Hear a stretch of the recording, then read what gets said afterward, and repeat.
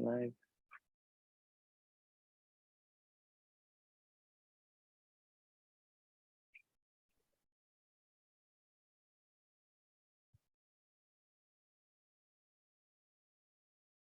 Gozo. I welcome you for our first webinar for this year entitled ESG for Business. We cannot continue to think only locally, but as a business community, we must also think on how our actions are going to affect the environment and the community in which we live. A pathway compatible with the objective of the Paris Agreement to limit global temperature increases to well below 2 degrees Celsius and towards the 1.5 degrees Celsius above pre-industrial level requires indeed a radical change to infrastructure, technologies, and behaviors. However, significant greenhouse gas emissions are embedded in the vast majority of our human activities.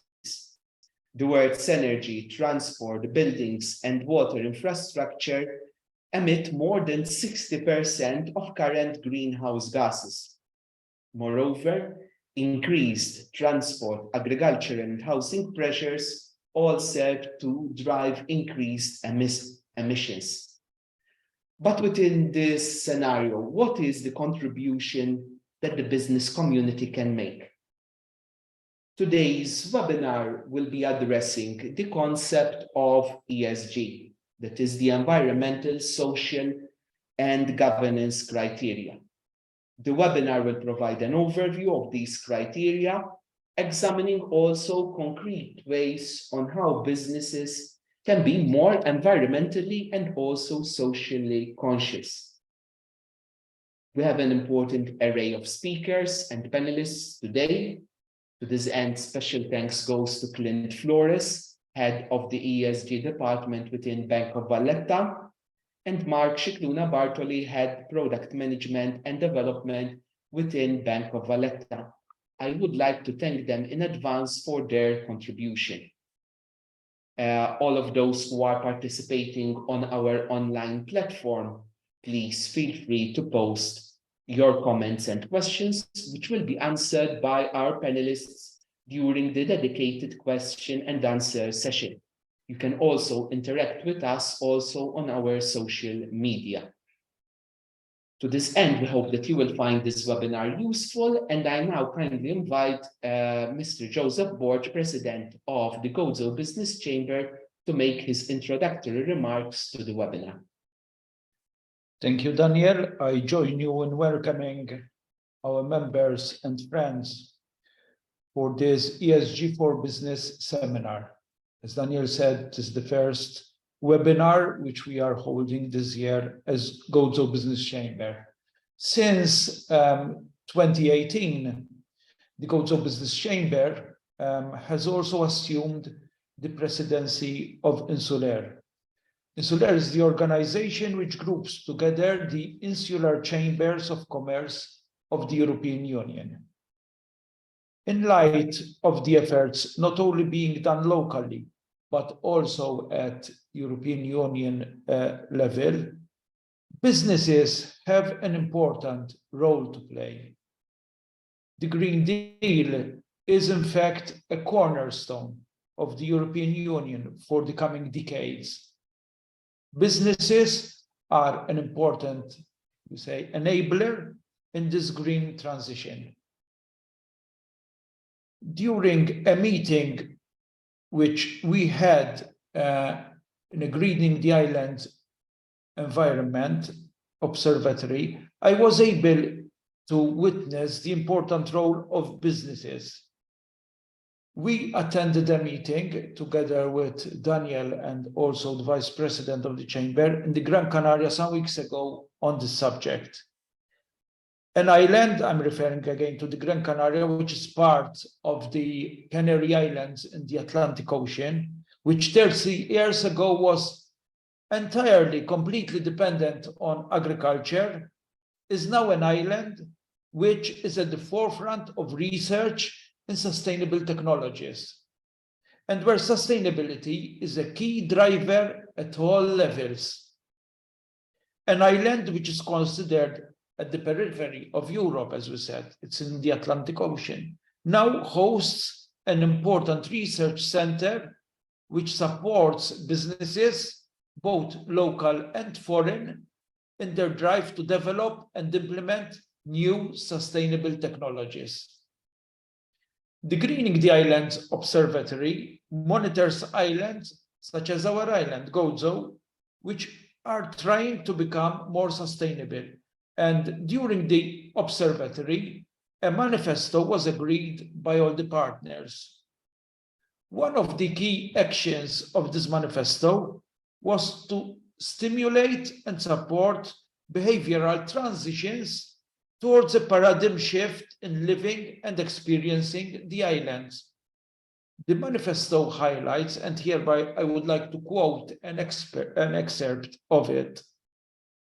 It states that all the above, the other conditions which were stipulated, I quote, requires behavioral changes both of tourists and residents to assume new approaches to waste management, transportation, food, water, and energy consumption, and ultimately reduce the overall human footprint on islands.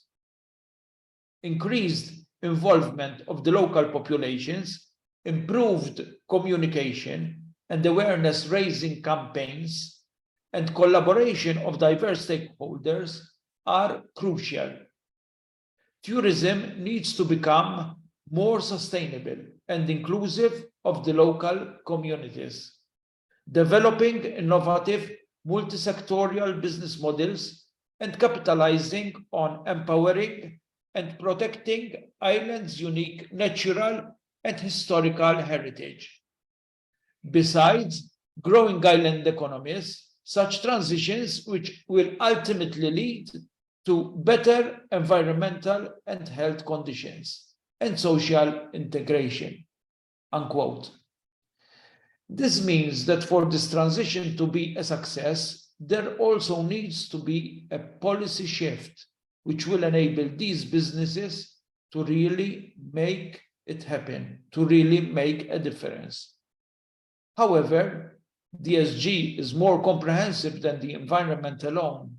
The economy and society are intrinsically tied together, and we cannot progress economically if social concerns are not addressed as well. Within this aspect, a company also needs to align itself from an organizational perspective.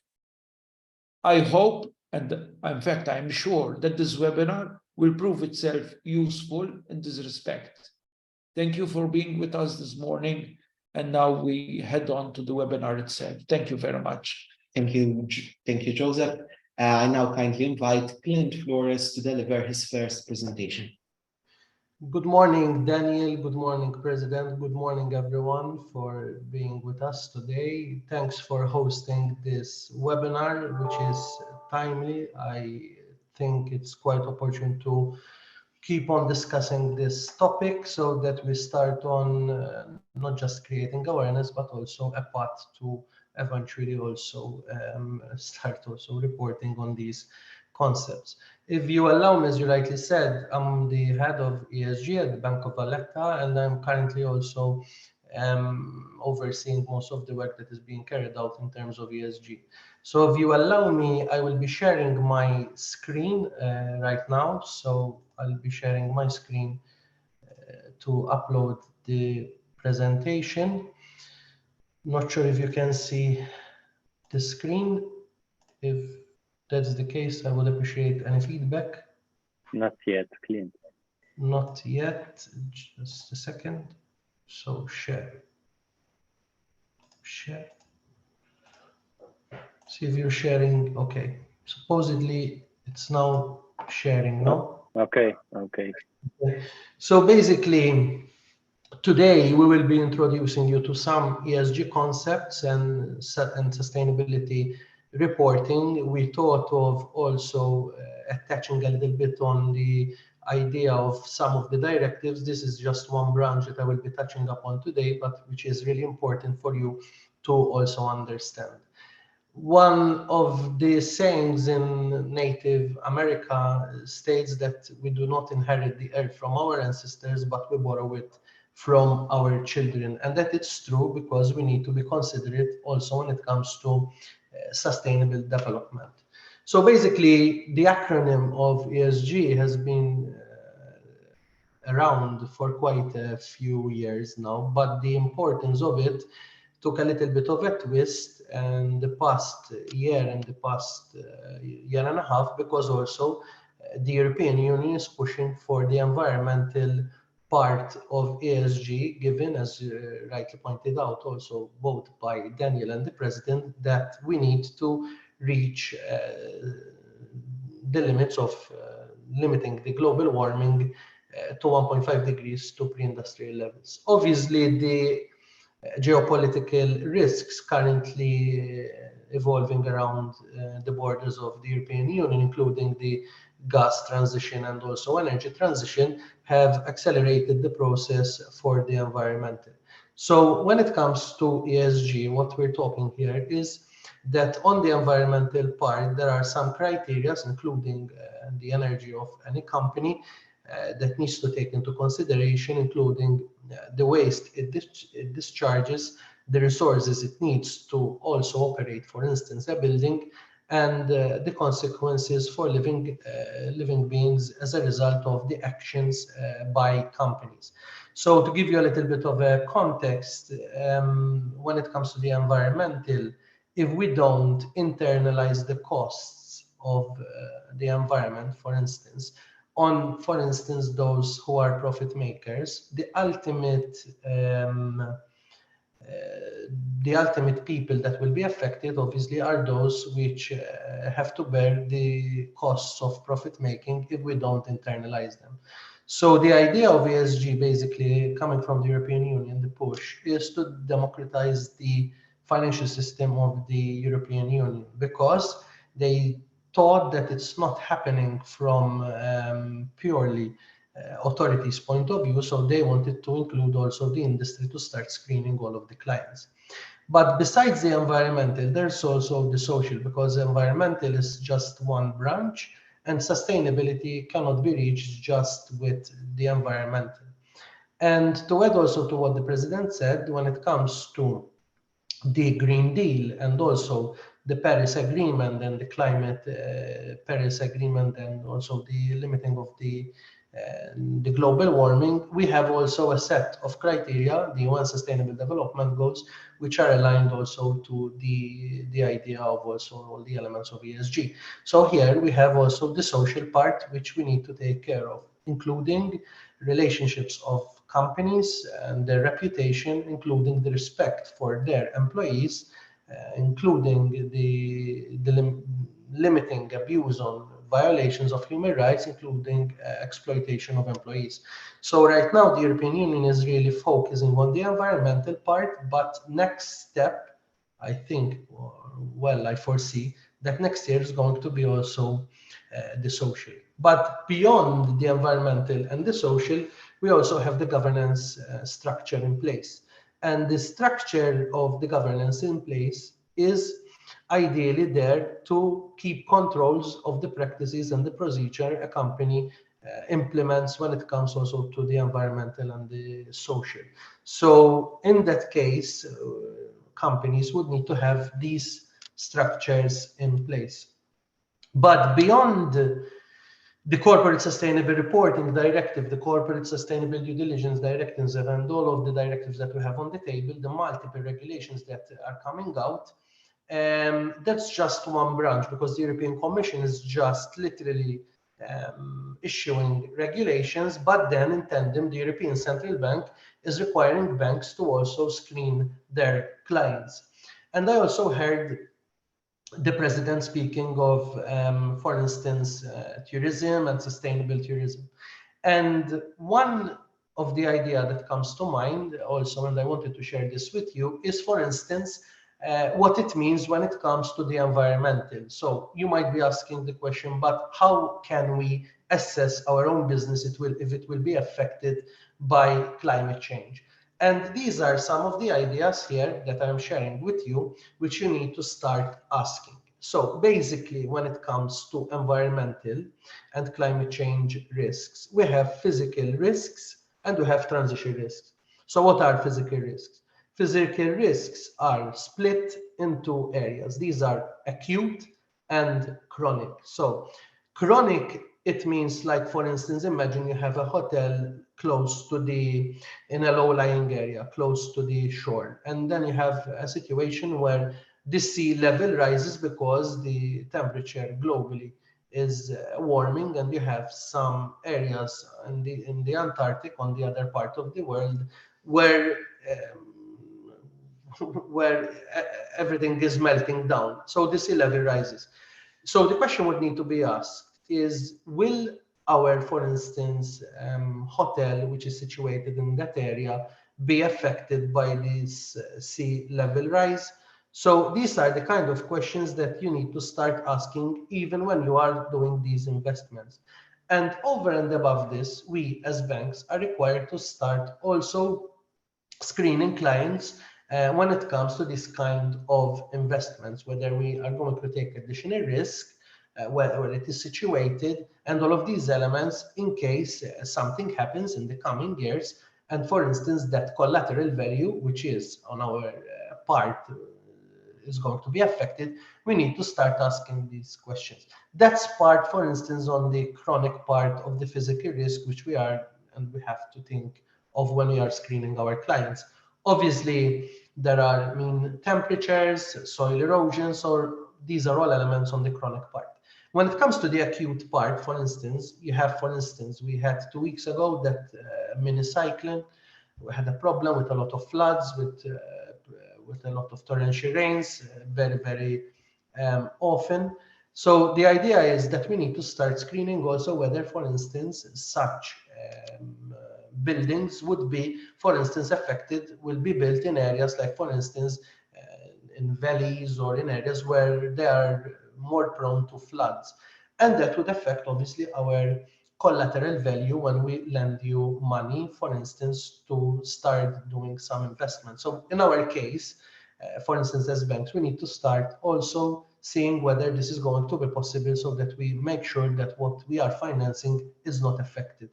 And all of these elements, which I am mentioning, are also imposed on us by the European Central Bank, which are also our supervisors. When it comes to transition risk, for instance, this is an idea where, for instance, imagine you come to us, for instance, for a loan, and you have a company, which company is would need to go through a transition. So let's say, for instance, there is the energy sector. Let's take the energy sector. Imagine there is a company dealing with fuel or gas, and eventually these need to be transiting to a cleaner or a more sustainable practice of fuel or energy. So in that case, we are required as banks, for instance, to start also screening such clients, in the sense that we would need to ask them about their transition plans, so that eventually, if we are financing a company, we would know that that company will not go bust literally because they are not keeping up with the transition pathway that the European Commission is also imposing on clients. Like, for instance, let's say if there is a manufacturing of cars, someone is manufacturing cars. We don't do this in Malta, but there are companies abroad, and they are not reaching targets which they need to transit to cleaner, like, for instance, from gas or fuel, they need to transit to battery vehicles, like, for instance, electric vehicles. If they're not doing this, they will eventually be out of business, out of the market, because the European Commission and the European Union, as a super regulatory power, will keep on pushing in this direction. So I gave you a little bit of an idea of what constitutes physical risk and also transition risk. And when it comes also to tourism, for instance, you need to ascertain that you have buildings which are energy efficient. Why? Because energy efficient buildings contribute to also climate mitigation, because you would need to consume less energy to also operate your, for instance, hotels. In the future, we will be having also problems with water stress. Why? Because we will be having a lot of heat waves. And in that case, if you are building, for instance, a hotel, it would be, and they are encouraging us to oversee that, for instance, you start collecting also rainwater when you build your own hotel or another company or another building which you are operating in. So in our case, for instance, when it comes to Bank of Valletta, what we have done is we have identified some potential risk drivers through an exhaustive literature review. We based these on World Bank data, on European Central Bank, the European Central Bank data also, and the European Economic Area, and we adjusted these risks, these potential risks. We took those which are relevant for Malta, and we started applying them also internally as a bank in terms of the risk drivers. Like, for instance, the assessment that we have done and the relevance of the different risk drivers for Malta, it entails obviously what I was also showing in the previous slide: heat waves, cold waves, droughts, wildfires, floods, severe storms, biodiversity. And these are all elements here, relevance for Malta, which we thought from the literature review that we have also reviewed, which ones are the most likely that will be hitting also the island. And when you are seeing the red part here, we gave them high, medium, low. The high part here, the red part is the high. It's going to be like heat waves, which are going to be quite effective, not just in Malta, even in the southern Mediterranean, and droughts, obviously, and water stress, I already mentioned, floods and extreme precipitation, because you will be having more torrential rains, severe storms, the mean temperatures which will go up, and also wind and soil erosion. So this is a kind of literature review which we have identified and with tailor-made for Bank of Valletta. So now you might be asking, but what can we do as a business to mitigate such, for instance, climate events?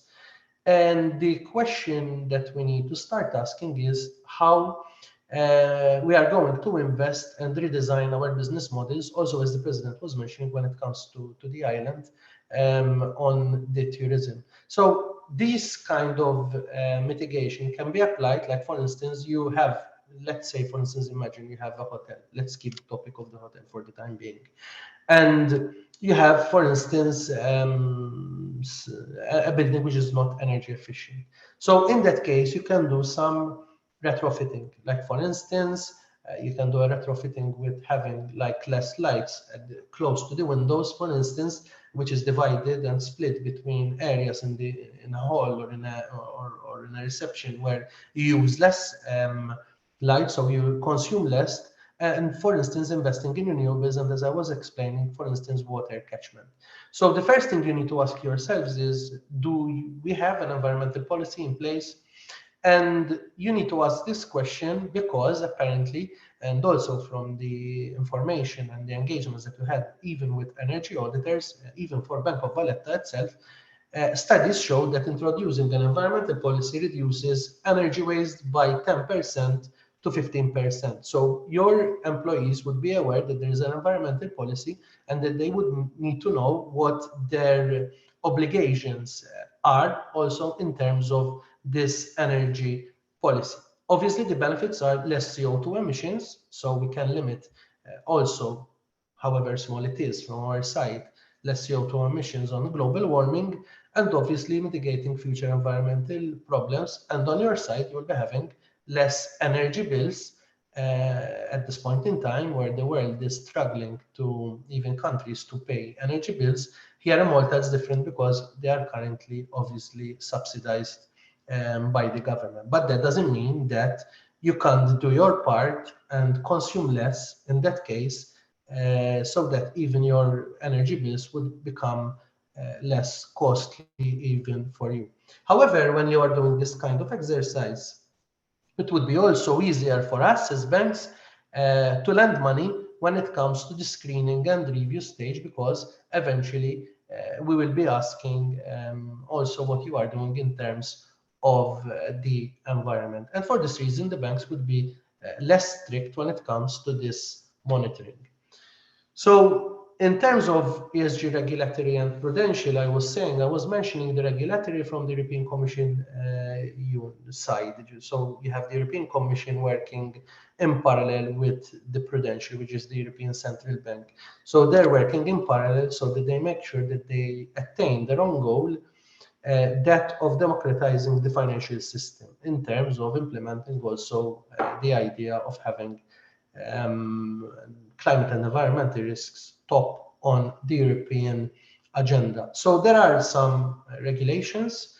This one, the current, the Corporate Sustainable Reporting Directive, has been agreed and it came into force recently in January. So it was published in the official journal of the EU on the 5th of January of 2023. And this will come into force in 2025, starting with the financial year of 2024. There's also another reporting directive, which is currently being negotiated. Here I have missing D. It's called the CSDDD. I apologize for this, Corporate Sustainable Due Diligence Directive. And this is currently at the European Parliament stages and trialogue stages, because it's being discussed which value chains will be affected when it comes to do this screening. Like for instance, right now in this area, they are designating which parts beyond the European Union. So for instance, imagine you have a business in the European Union and you have to take care which parts of your raw materials are you purchasing, whether they're respecting, for instance, human rights. And they have designated some, for instance, sectors which are really prone of violating human rights outside the European Union, like for instance, the fashion industry, cobalt extraction, child labor. So these are all elements which you need to start eventually also when it comes into force to screen. Then there is this taxonomy. Taxonomy is the Bible right now when it comes to the European Union, because it operates with a list of statistical names codes with sectors, and they are screening which sectors are aligned with the taxonomy. There are 6 principles, which are climate mitigation, climate adaptation, do not significantly harm pollution, biodiversity. The European Commission right now just issued 4 delegated acts. They are missing 2 other delegated acts, so that eventually they start screening, technical screening assessment of all the eligibility and alignment with the taxonomy for the sectors. And for wealth management and asset management, there's what's called the Sustainable Financial Disclosure Regulation, which obviously would require asset managers and also wealth management to take into consideration when they screen, when they invest on behalf of their clients, also to screen which companies they are investing on behalf of their clients. As I was explaining, there is also the Prudential, the European Central Bank, which is also working in tandem with the European Commission. There are the reporting and disclosures plus screening of clients, which are called the Pillar 3 disclosures. These Pillar 3 disclosures takes into consideration also assessments in the area of, for instance, which parts of our portfolio as banks fall within, for instance, might be affected by sea level, as I was explaining, by torrential rain, physical risk, transition risk. So these elements will be reported this year, in the coming months, also in the reports of Bank of Valletta, which will be public. And to embed all these climate and environmental risks, we as Bank of Valletta have carried out our own materiality assessment, both on the credit side, as I was explaining, on our operational risk. Why? Because if, for instance, we have our own branches which are prone or are built in areas which are in flood risk prone areas, that might affect our business and our customers and our clients. We have done this also now on our liquidity to see whether these climate and environmental risks will affect our liquidity. on our business, on the market, and also on the reputational risks, which obviously would come out of what we are financing as a bank. So to give you a little bit of information on just one branch of these regulations, here we have the Corporate Sustainability Reporting Directive.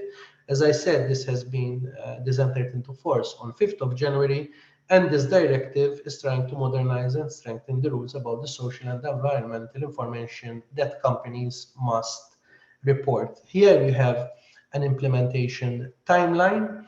All listed companies will be subject to this corporate sustainability reporting directive, and obviously banks and insurance companies. So large public interest entities with greater than 500 employees, and all listed or non-listed large companies which satisfy two of the three criteria over here. You have like greater than 250 employees, over 40 million turnover, or over 20 million of assets. But you might ask, how can we apply this kind of reporting? I had a discussion also earlier whether this will be affecting the value chain, whether this will be affecting us on the reporting. What you need to start understanding, and this is quite important because even as the president was explaining, there is a complete shift in the way we think and in the culture. So there is no way we are going to escape all these regulations coming from the European Union. Why? Because if we are not going to implement them, we are going to be late, and this will affect our also competitiveness. So to give you a little bit of example, the general disclosures that you need to start thinking of is your business model, strategy, and policies. As I was explaining, you need to have your policies and strategies in place. You need to have KPIs, targets. For instance, let's say you are currently consuming so much energy for your building, you need to start setting your KPIs to reduce that consumption. If you eventually are able to become energy sufficient through renewables or other sources, that would be also a plus for your building your company, because it would help you also in mitigating climate risks. On the company and sustainability governance, as I was explaining, you need to have a structure in place, like for instance, the board of directors, your for instance, management, how you are monitoring these KPIs. And importantly, you need to do a materiality assessment and due diligence. Let's say, for instance, as I was explaining, you have a hotel, you have a building, it's in a low-lying area. You need to understand whether this is going to be affected by climate and environmental risks. And as I was explaining, we as BOV have carried out our own geographic heat maps and our literature review to start understanding scientifically from the reports also of the United Nations, IPCC, and even the river basin directives that we communicate as a country with the European Union, whether this is going to be affected. And you need to start asking these questions, and you need to start reporting with the set of your financial accounts. Obviously, you have some risks and you have some opportunities which you can turn those risks into opportunities. As I said, like for instance, you can have an environmental policy in place, and that environmental policy can turn that into an opportunity because you can save money, and that money can be invested somewhere else into your business. So for instance, companies are to report on the environmental protection. Also, as I was saying, like for instance, retrofitting, mitigation of climate by reducing your energy bills, that would reduce the CO2 emissions. And also sustainability, this is important, is not just about the environment. As I was explaining, it's also about the social part. And you need to start understanding that in the coming year, the European Union will come like a ton of bricks on the part of the social. Why?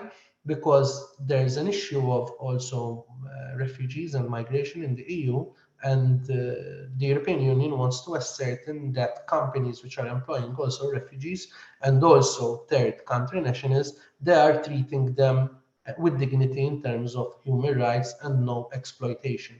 Like for instance, let's say that the Corporate Sustainability Due Diligence Directive, which I was explaining before, if for instance they are designating sectors which breach human rights and exploitation of workers, that kind of taxonomy, social taxonomy, would need to be adjusted for the specificities of Malta.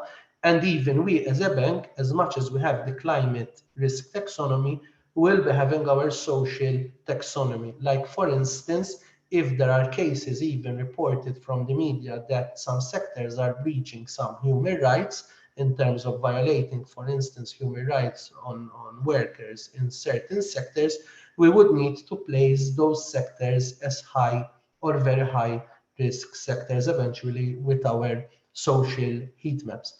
And this also goes down also in terms of our own law here in Malta and also European Union law on diversity on company boards. For instance, how many female participation you have on the boards, how many female workers, how many male, diversity within your own company.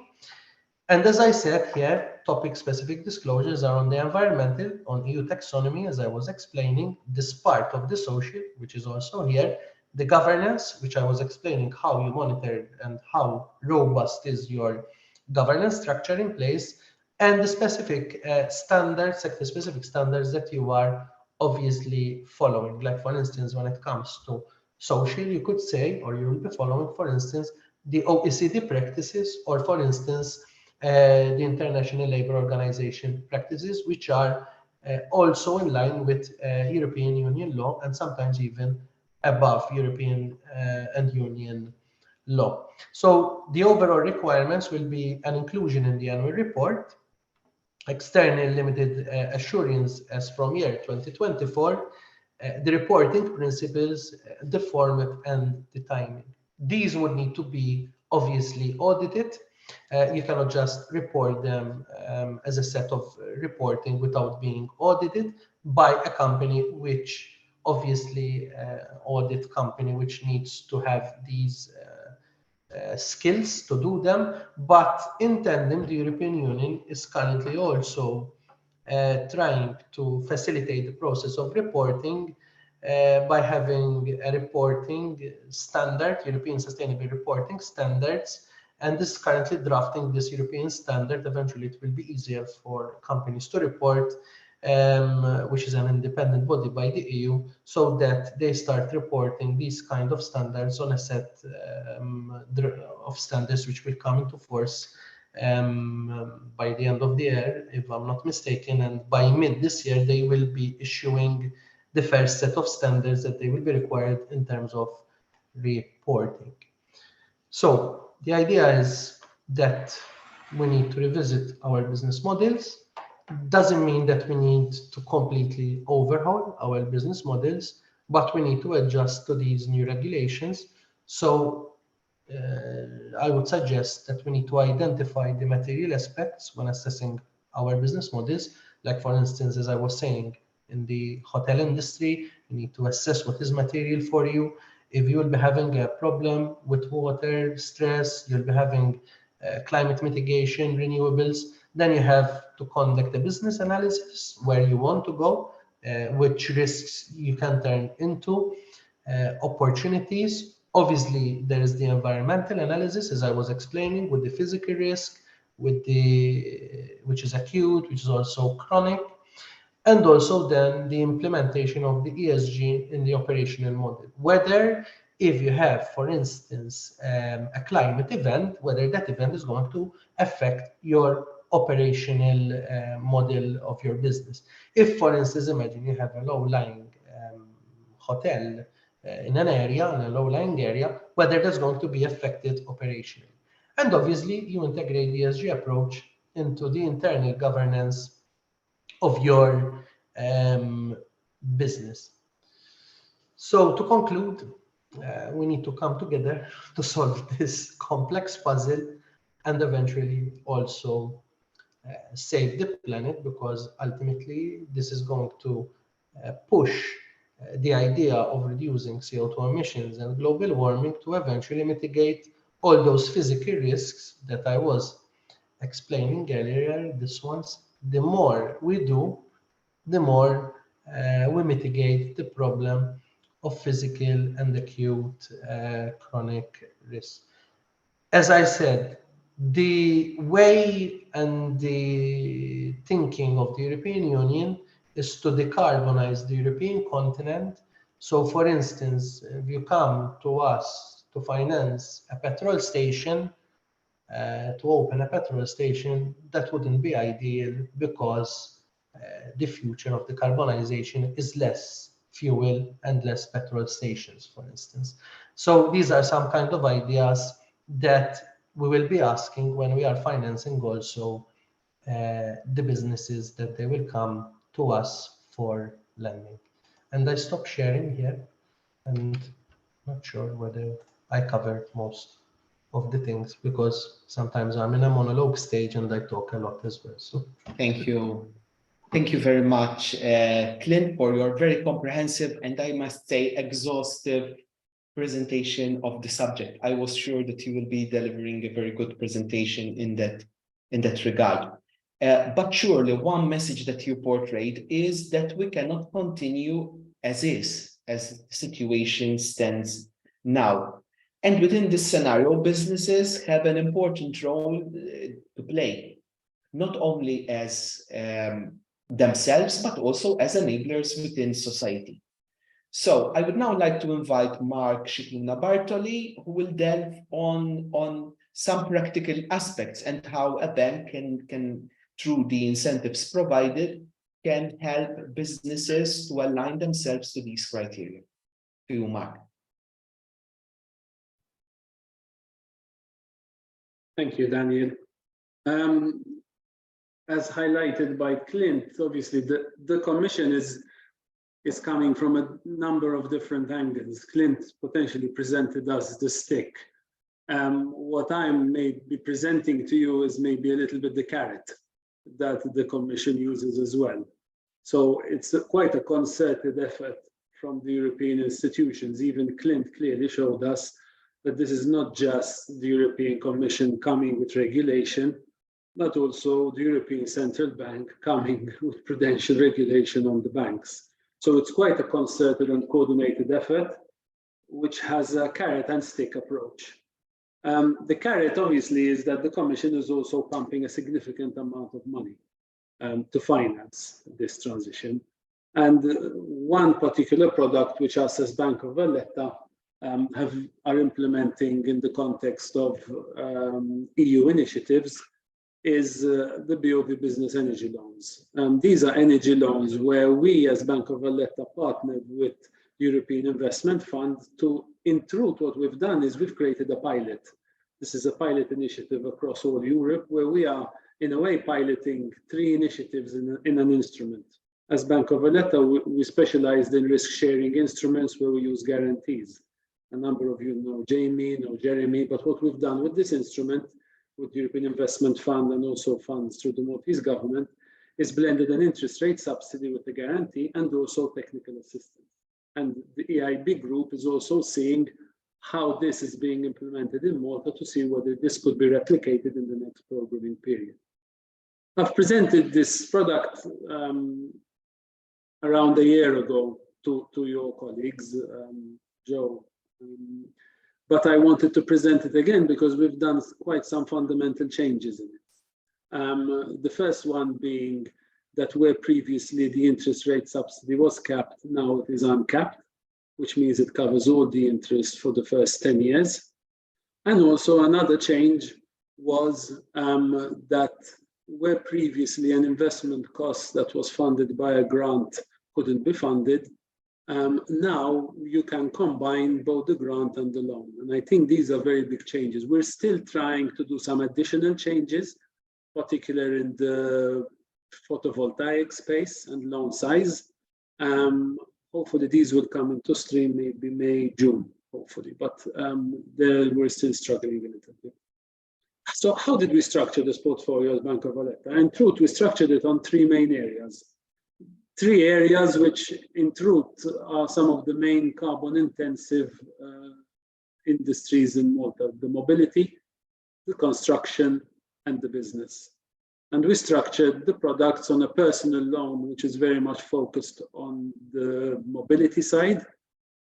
the home energy loan, which is very much focused on the construction side, and the business energy loan, which as it states is focused on the enterprise sector.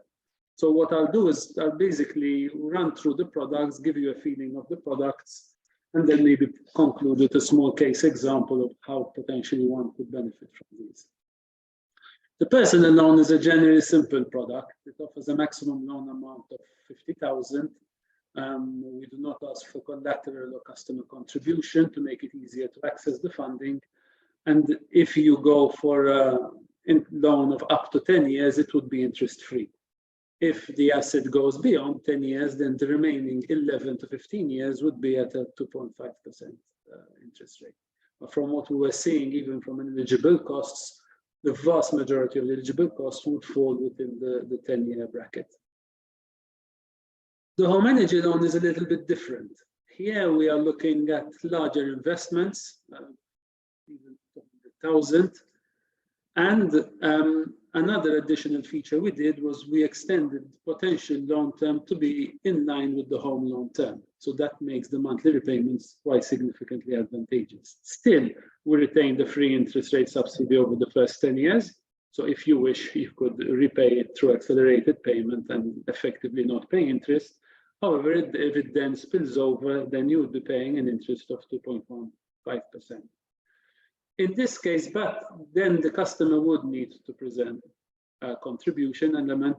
So that is one different condition from the personal home loan, and also collateral. Although collateral would not be a big issue in this case, because since it's for homeowners and you are buying a new house and you're already providing it potentially as collateral for the bank, then this would also be part of this loan lending collateral requirement. So I do not see that as a significant barrier. As eligible financing costs, what we're seeing in the market is the personal loan is moving more into electric cars. There seems to be quite a move in that market, and plug-in hybrids. In the home energy, it's a little bit more insulation, cooling, heating, solar water heaters, and photovoltaic panels is the drive in that space. And the third product is the business energy loan.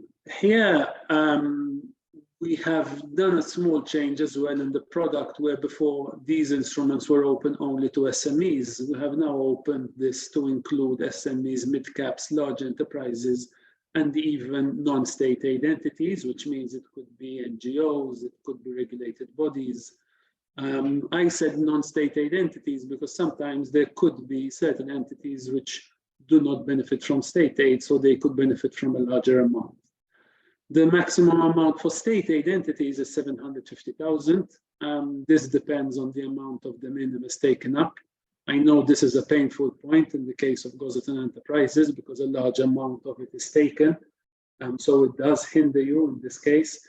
And that's why I said when I started the presentation that we're currently looking at maybe submitting the scheme also under GBER, so that entities that have fully exhausted their de minimis could still benefit from the scheme under the GBER regulation. This is something we're exploring because the Commission has done also, besides regulation changes in reporting, it's also doing regulation changes in state aid, and hopefully we could latch onto them. In the case of the business loan, it's an interest-free loan. We capped it at 10 years because we saw that most of the investments from a depreciation point of view would be within the 10-year time frame.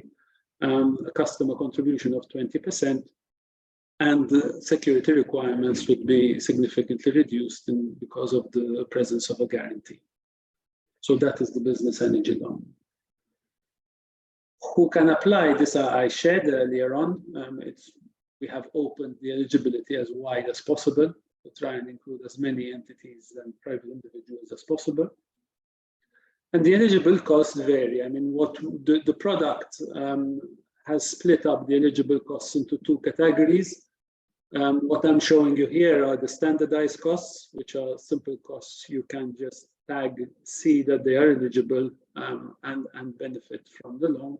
There are others which could be non-standardized, which are a little bit more complicated, which would require an energy audit or a study to confirm that they are actually reducing your energy consumption and reducing your CO2 emissions. Examples could be in the space of water reduction, for example, was one area Clint mentioned where there could potentially be increased stress going forward, and other potential retrofitting within your business, which would allow you to reduce your energy costs.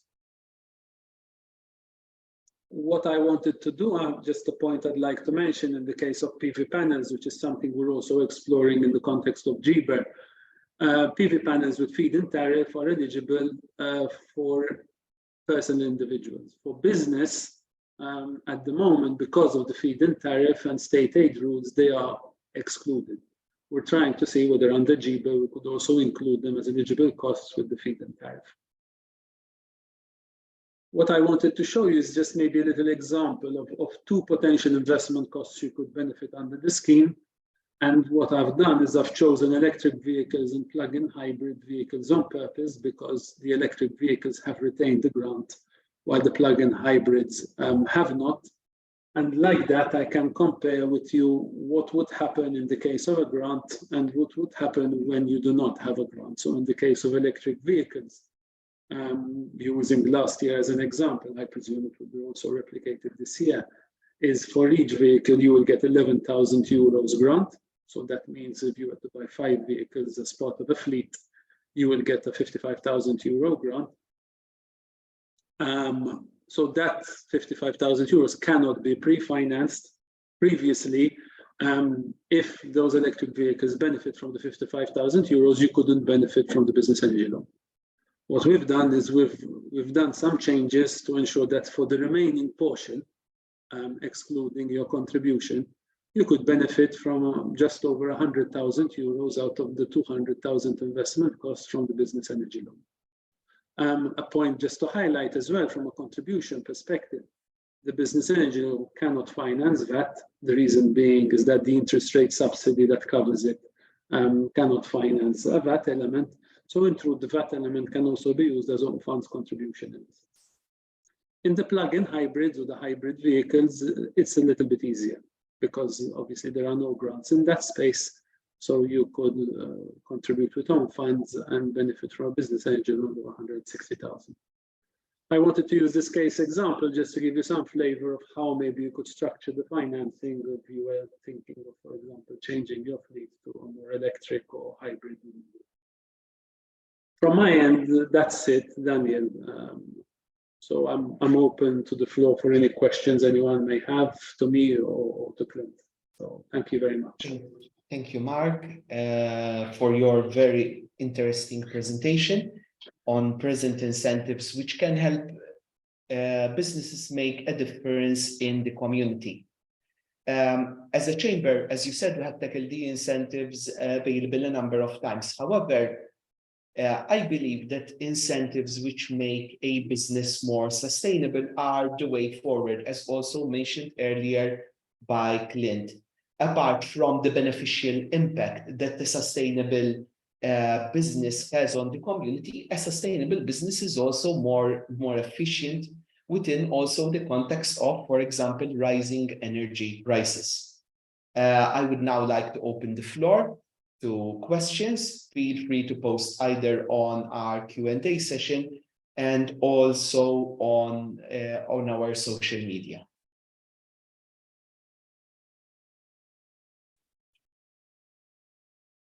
So we'll see if there are any questions which are posted. Richard? Not yet. We don't have any questions.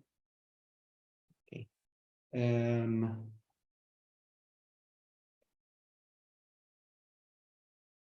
And I think that a point which was mentioned, which is very important, we are receiving Richard, can you just check if the chat is disabled, please? If it's enabled. Just a point that there's someone, Jasmine Bujis, who raised his hand. I don't know whether he can speak or whether he can ask a question. What I'm seeing from the attendees.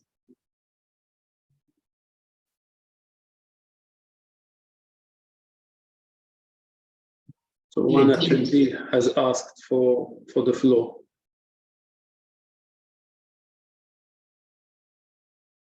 Clint, you mentioned Okay, yes. they will be putting in the Q&A, the question.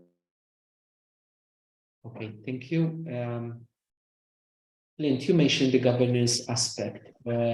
Also, we have a Q&A. Richard, if you could open the Q&A for me, please. So the question is, so Clint, you mentioned general disclosures. What would be the impact on small businesses? So technically, if you are not within the perimeter of those elements which I showed you on the turnover and the public listed company, you don't need to bother about it simply because you don't have to report on these elements. However, if you are captured, you need to report. If you don't report, obviously, the regulators will ask you for the reporting. Like for instance, let's say if you have a set of accounts which you file as a company, you would need to report them, and then obviously they will ask you, the regulator, if you didn't submit them. However, we as banks, and this is why I mentioned it, we are obliged to screen clients, even if they are small clients. Why? Because we as banks are obliged from next year to start reporting our own green asset ratio. And this green asset ratio is a numerator of what green loans also do we have, and which of these companies are also introducing such sustainability practices. So this is why I said it would be easier for us to also have this kind of information, because we can plug that information into our also ratios in terms of green asset ratio. We can include you there, so that even for banks it would be easier to lend money. So in that case, for instance, let's say us, Bank of Valletta, and any other also supervised bank would need to report this information, even those which are not supervised. With our case, it's more strict because we have the ECB on our tail, and the same with the rest of the banks, which eventually will be supervised by the joint supervisory team of the ECB. Don't know if I answered the question, but basically that would be the impact, that it will be strict for us. It is very comprehensive question indeed. So the one is now addressed to Mark Shikluna Bartoli. You mentioned energy loan benefits. How long will this incentive be open, and do you foresee such incentives being open in the future? I actually thank the person who asked this question, because it was a point I should have mentioned in my presentation. So the product is open till the end of this year. And it is quite a tight deadline, I must admit, because it is part of the old programming period of the Commission, and they need to close it off by the end of this year, which means that projects we're considering should be ideally fast projects, which can be implemented within a 6-8 month time frame by the end of the year. We are trying to see whether it could be extended a little bit, but it's proving to be a little bit challenging. Would there be other incentives like these coming forward? Yes, there is a very big drive by the Commission to pump a significant amount of money into such kind of investments. Potentially, there currently, at the moment, there is already funds from the Commission under the Recovery Resilience Fund, which are being channeled within the country. The slant in that case was more in the form of grants than financial instruments through banks. However, in the next programming period, because this product is funded through ERDF funds, so future ERDF funds, envisage, yes, a product which could be in the, not energy, I would say more in the sustainability space, and in line with what Clint was mentioning on EU taxonomy eligible investments. So yes, we could be seeing something on these lines potentially kicking off in 2024, hopefully. I would hope they would be coming in earlier and dovetail. However, I think there's still some more work on the ground before we could see them. So I would say maybe mid-end 2024. Thank you, Mark. Now it's addressed to Clint. You mentioned the social aspect. If I'm a company in the services sector, such as, for example, a legal or financial firm, how can I align myself to these criteria? Mostly from what I am seeing, even from the social heat maps of Moody's, they're not going to mostly services. They're more going like financial services. They're mostly going to those sectors which are more prone of violating human rights. Let's say, for instance, I'm going to be blunt here. They just elevated even Moody's the construction sector. Construction sector is viewed as a sector which sometimes violates human rights and human exploitation, workers' exploitation. And I can tell you that the European Union, at some point, even sanctions people from reports which are public. And I'm mentioning this because, notwithstanding that even reports need to be taken seriously, media reports which are also reporting on companies internally that are violating such human rights, trust me, because I've been in Brussels for quite a long time, they take notice of them. So we cannot just escape the idea of saying, listen, this company is not, for instance, violating human rights when you have a reputation in the media which is reporting about it, that it is doing that. We did have some cases here in Malta, and obviously they take notice. If, for instance, there is a sector, like for instance, construction, that is violating human rights, if we have a company before us to finance it, if we are designating that company, that sector as a very high risk sector, for instance, we would need to screen that client diligently. I'm not saying that the construction industry are doing this. What I'm saying that we could have some pockets within the industry that have this kind of information, and we would need to screen that client to see whether that company was part of that. When it comes to financial services, I don't foresee that, for instance, if you are giving a service, accounting or legal, you are violating human rights, in the sense that if you have a secretary, for instance, you will need to pay that secretary what is by union law, for instance. And we already have union law there, but if you're employing someone from third country national, which is also working in Malta, let's say, for instance, if they are in the cleaning services, offering that services, you would need to report that you are obviously honoring all your union law or social whatever, in that sense, that you would include it in your reporting. However, as I said, if the company is really small and you are not obviously within that perimeter that I was showing, you don't need to report such elements. However, as I can foresee in the coming 5-10 years, all of the companies, all of the even self-employed eventually will need to start reporting, because this will be harmonized at union level and even at global level, even under other international institutions like OECD. Case in point, I can mention it, OECD was pushing for a 15% tax, and that's now almost a reality even in the European Union, because they are almost implementing it. So what happens at the international level, sometimes it translates to the European Union in terms of push, especially in these fundamentals, because these are a little bit fundamentals when it comes to human, social, and also now the environment. And the governance obviously was always there. But yes, you need to pay attention that you obviously there's a, even if it's legal, there's a moral obligation. Thank you very much, Clint. There was a question. The presentations will be uploaded on our events section of the webinar, of the website of the Gozo Business Chamber. So you would go, they will be updated in the coming hours. So you can go there and you can download the presentations from there. A question was centered to the ESG idea is the ESG rating. Third-party companies auditing the performance of companies on the three fronts but different rating companies have different rating systems. Is there need to standardize the rating systems to one common for all?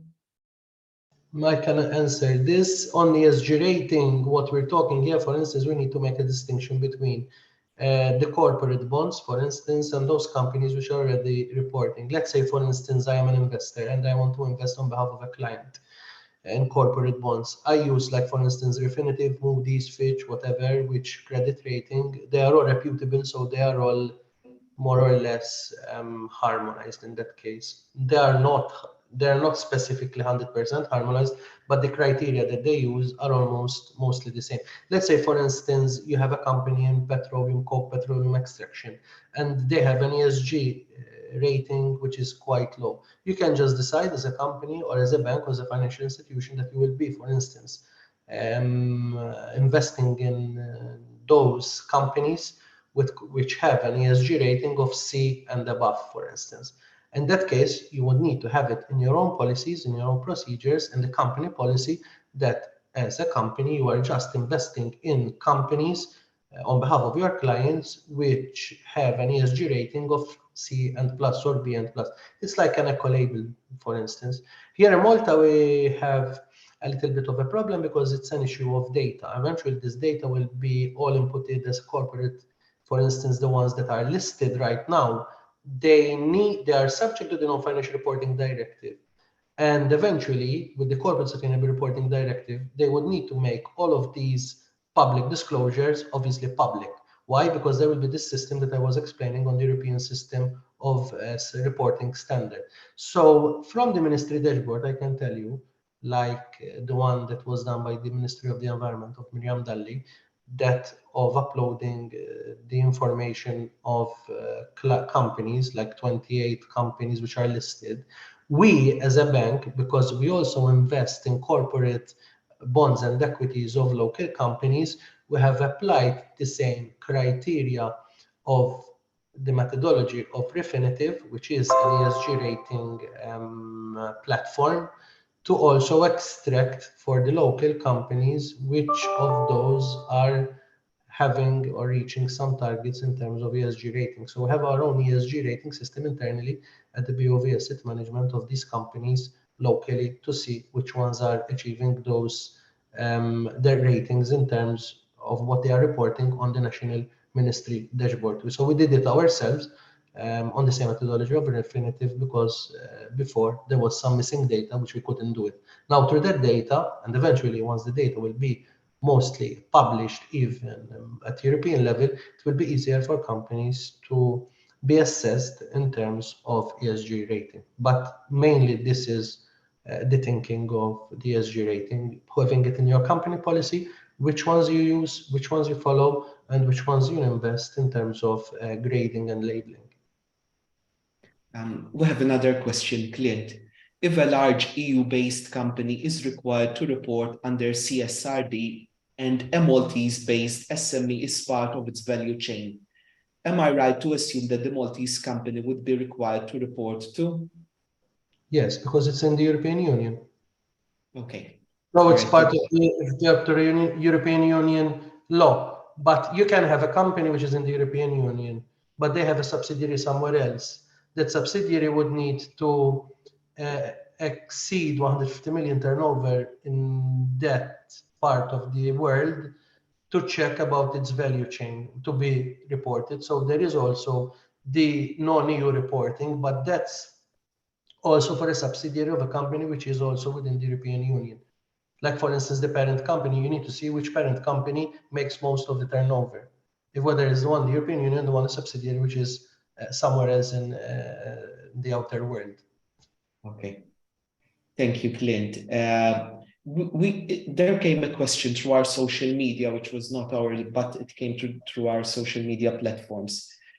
Which basically said, since you mentioned construction, and we know that the planning process is an important part of also the construction industry, from also a regulatory aspect that is from the government. And the question was, is this planning process taking note of the developments that are taking place at an EU level, or is it just solely the banks? So, for instance, when it comes to the Green Deal, let's take the Green Deal. The Green Deal states that, for instance, let's say, for instance, it's encouraging that, for instance, we limit how much of land we use. Why? Because we need to preserve soil, we need to allow that kind of thinking in terms of climate risks when you have like water seeping, watering, whatever. The idea is to double the stock of existing housing, for instance, like from 1990 compared to 1990. So the incentive even here locally that, for instance, even first-time buyers, second-time buyers, they buy a second home within an urban conservation area so that they can be able to double that stock of uninhabited housing. But when it comes to, like, for instance, internally as banks, when you have a situation of a proposal, like business proposal before us,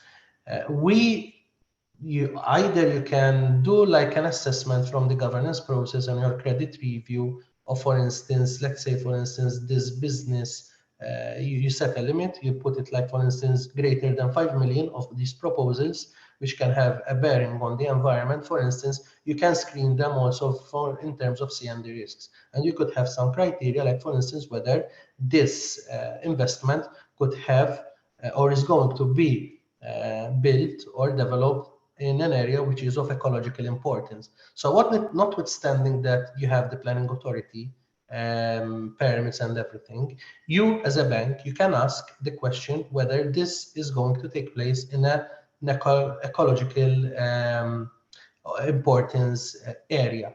And in that case, you could have, for instance, as a bank, when you're doing the credit, you can just ask the business model that is in front of you doing this business proposal. You can just ask them whether they can have the assurance that this is not in an ecological area of importance, for instance.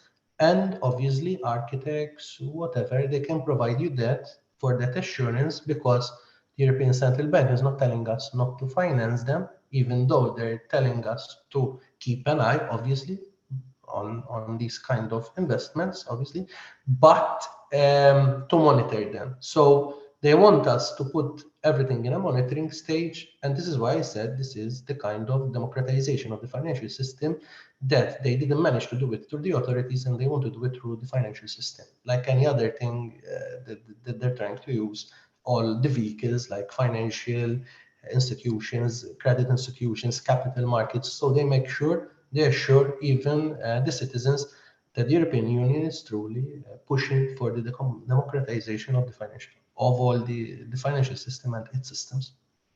I'm not sure if I replied to that question. Yes, I think it was very quite exhaustive. We outpassed the time allocated, but it seems that this subject has generated quite some substantial interest. I would like to thank you all for accepting the invitation to join us today. And I sincerely hope that this webinar has been fruitful to all those who participated. I would like to thank once again Clint Flores and Mark Shikina Bartoli, and also Charles Azzopardi and Stephen Abella from BOV, together with whom we were able to coordinate this webinar. A special note of thanks goes also to Richard Grett, who was the technical coordinator during this webinar, and also the staff here at the Chamber for their assistance.